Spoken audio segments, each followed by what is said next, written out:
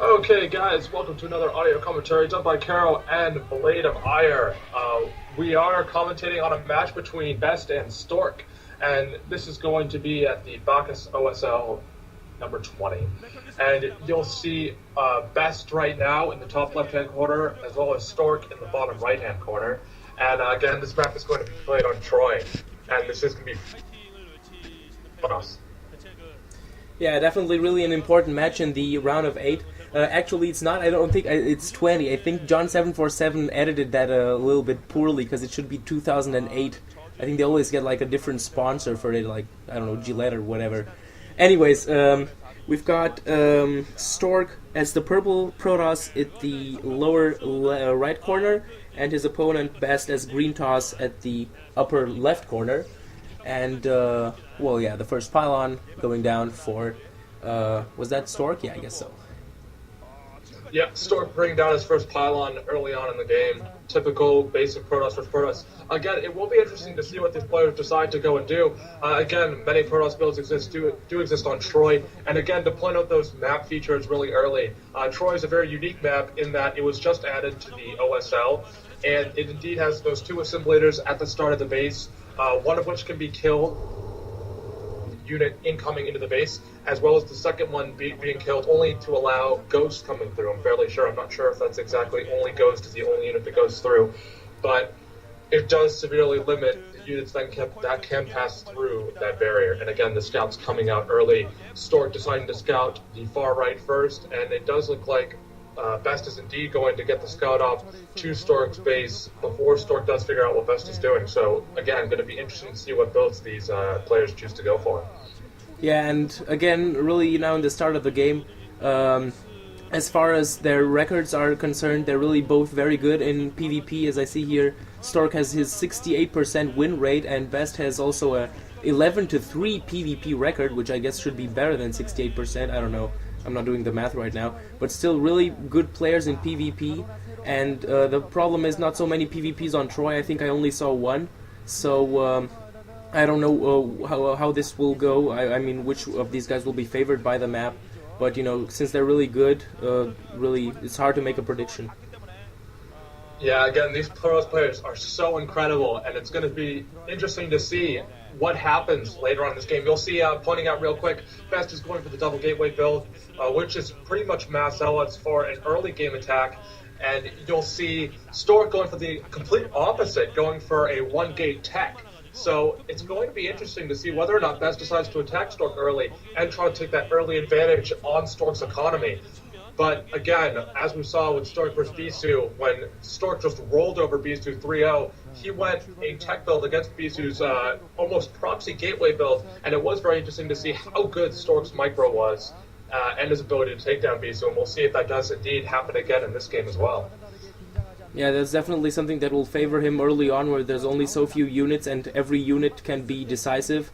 So I guess in that respect, he'll probably have the advantage in an early battle. Yeah, and depending on their Protoss timing, we have seen Stork's timing before, it has been quite incredible, and you'll see Stork upgrading early his Singularity charge, and it does look like BeSt is backing off with his early game tactic. I think what he's doing right now is adapting to the fact that Bisu did scout his two gateway build, and he is going to adapt to attack as well to catch Stork in his early game tech. And what we can expect to see is probably a robotics facility coming up for one of the two players to continue that tech, as well as either a Reaver or an Observer facility coming up as well. Yeah, and you know, definitely with the two assimilators, that could really have an important, a decisive change in this match. If you, for example, what I've seen in some other, for example, PVTs, destroying the assimilator so tanks can go to the expansion, can't reach it and make a drop inside, so pretty much your opponent is defenseless. There's so many stuff that you can do on this map, it's really incredible, and you know, these two players definitely will probably gonna do something crazy like that, because they're like the best. Yeah, these players are very good, and you'll see Stork doing a wise tactic right now. You'll see both players, BeSt and Stork, they're bringing their forces out to in front of their natural expansions. One reason they might be doing this is to protect those assimilators that could be picked off while they're not looking, and the players are very aware of this, and you'll see that robotic support bay coming up for Stork, so it does look like he is going to go for a Reaver drop or just a Reaver to assist him in his attack against BeSt. And we'll see how BeSt can deal with that. He does not have a scout in Stork's base, so he doesn't know the Reaver's coming. Robotics facility coming up for BeSt, so it'll be interesting to see whether or not Stork will scout the robotics facility coming for BeSt, and whether or not Stork will be able to adapt to BeSt's strategy, as is important with StarCraft. Scouting is vital, again, to mention. And we'll see how big of a factor that does play in this matchup. Yeah, definitely scouting is really crucial, and setting that probe early can really mean a victory or a defeat for you. You really always have to know what your opponent is doing, and I guess this is probably they're going to go for the observatories pretty soon, so that they know what their opponent is doing exactly, so that they can adapt to that. And pretty both in a defensive stance, being happy to defend that ramp and not go for an offensive, will probably muster their troops, and then I don't know which one of them will go for the attack first. Maybe the drops first. Yep, and you'll see a Nexus coming up for Stork at the moment, so he's going to expand early on. You see both players, as was mentioned by Blade, are both content to just macro right now, so it will be interesting to see whether or not either of these players does indeed decide to move out, both protecting their natural expansions with Dragoons and Zealots. A good mix of unit force. A Reaver and assisting his main expansion, so it doesn't look like Stork is changing his mind right now. He's not going for that Reaver drop, but rather to use that Reaver to defend his natural expansion. And you'll see he did put up that expansion before BeSt did, so it is a wise move for Stork right now to keep that Reaver at his natural expansion to protect against a possible attack from BeSt. And you'll see his observer is going out to scout BeSt, so it'll be interesting to see what BeSt is going to do, being completely in the dark right now, not knowing that BeSt has expanded yet. Yeah, and definitely it's important for BeSt to defend, because since BeSt put down those two gateways, he's going to have the stronger Dragoon and Zealot force. And yeah, Stork has already seen that with the Observer, and he knows he has to defend. He has the economic advantage, but only if he manages to keep this force from destroying that. Otherwise, he's going to find himself so far behind in this game.